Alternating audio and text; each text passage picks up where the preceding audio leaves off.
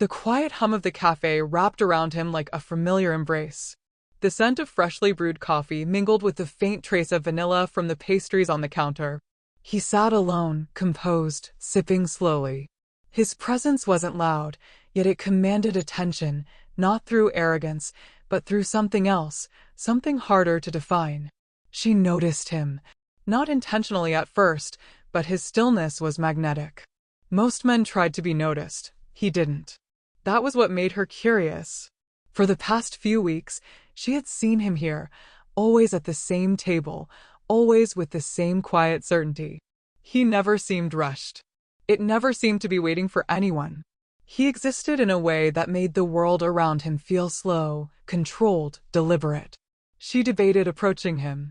Something about him felt like a puzzle she needed to understand. What about him? The way he seemed entirely at ease, as if nothing could disturb him. Finally, she gave in. "Excuse me," she said, standing at the edge of his table. "I see you here often." He looked up, meeting her gaze with a calm, measured expression. There was a pause, unhurried and weighted. Then, instead of answering, he asked, "What is the one thing you fear losing the most?" She hadn't expected that. Not a name. Not small talk. A question that forced her to stop, to think. She exhaled, tilting her head slightly. "That's unexpected." He waited. No rush. No urgency. He gave her the space to answer. She considered, then finally said, "Time." "I'm afraid of wasting it." He nodded, his expression unreadable. "Most people are. But they waste it anyway." She leaned forward. "And you don't?" "I try not to." His voice was steady, confident, but not boastful. Just certain. It unsettled her in a way she couldn't explain. He wasn't like other men she had met. No need to impress, no hunger for validation. He simply was. "Fear of loss shouldn't lead to attachment," he continued. "It should lead to appreciation." Something about the way he said it made her pause. She had expected a casual conversation, maybe even flirtation. But this was different. It wasn't charm. It wasn't validation. It was something deeper. "So, you don't fear losing anything?" she asked. "I accept loss," he said. "It comes whether we resist it or not."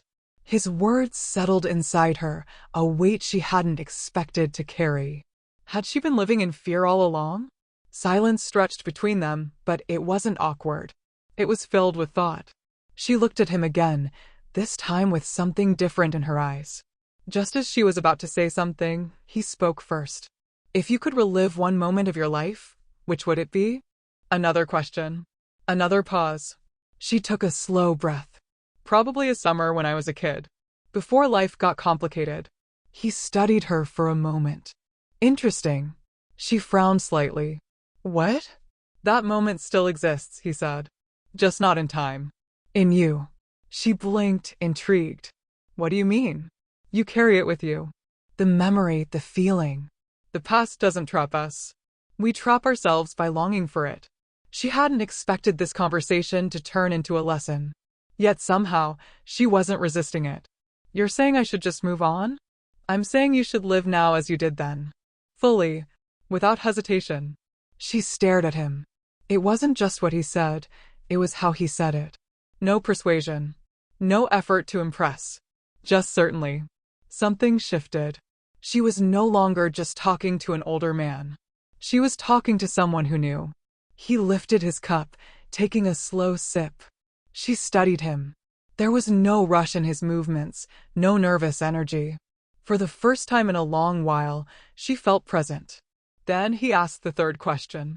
"If today was your last day, how would you spend it?" A simple question, but one that felt heavier than it should.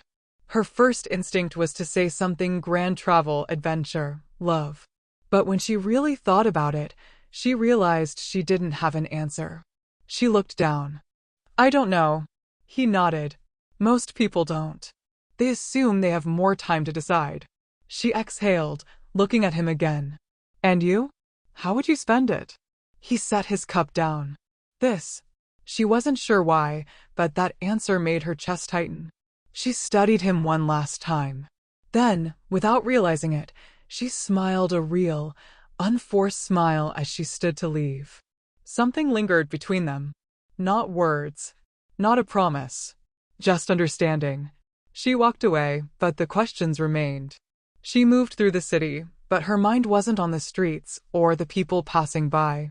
It was on him, on the way he made her feel. She had an unexpected conversation, maybe even charm. But what she got was something else entirely. Depth, presence, a strange sense of clarity that lingered long after she left. Her phone buzzed. A message from a guy she had been casually seeing. She stared at it. The words felt empty. She realized something unsettling. Most of her conversations felt this way. Surface level, predictable, lacking weight. She thought back to the men she had met before. Some were exciting, some were fun. But how many made her think? How many left a mark beyond a fleeting moment? She replayed the older man's words in her head. Not just the words, but how he said them. No rush. No need to impress. Just certainly. It wasn't about his age. It wasn't about experience. It was something else. Something rare. She wondered, what is it that makes a man truly stand out? Not money. Not looks. Not youth. It's how he sees the world. She had spent years drawn to excitement, to passion, to the thrill of the unknown. But now, for the first time, she realized that thrill fades. What remains is substance. She didn't text back. Instead, she sat with the discomfort of her own thoughts. A few days passed. The feeling didn't fade. If anything, it deepened. She noticed things she never noticed before: the way people filled silence with meaningless words. The way conversations were often just exchanges of opinions rather than true understanding. She wondered how many people really listen. She had never thought about attraction this way. She had always assumed it was about chemistry, about connection. But now, she saw it differently. It was about presence. And so, the next time she found herself in the same cafe, she didn't hesitate. She saw him again, reading, just as composed as before. This time, she didn't approach with curiosity. She approached with recognition. She sat down across from him. No hesitation. No uncertainty. He looked up, met her gaze. A small pause. Then she asked, "If today was your last day, how would you spend it?" A flicker of something. Amusement, maybe.